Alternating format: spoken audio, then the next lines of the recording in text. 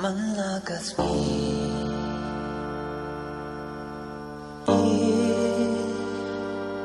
nga kwayo iya pi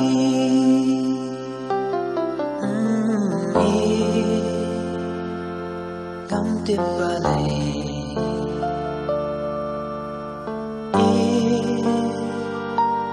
ngam no ban ong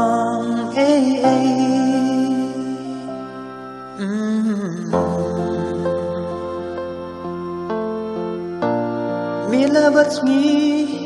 tang ya phi nga kan ma Bersai klama phi ka dei kari kla Bandan hajan jong phi nga smoke man Ray balay ngam nốt kinh văn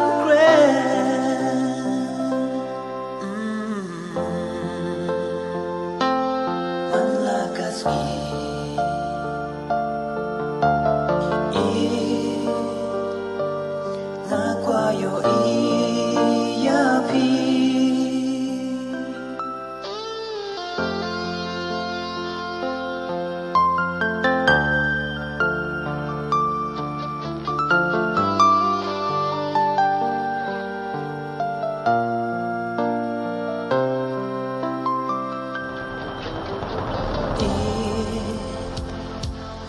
haba pirke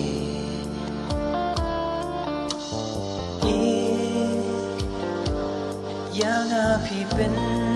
shobi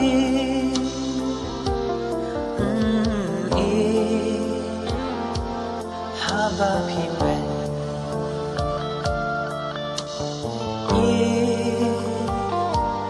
ngam tip sha ngan le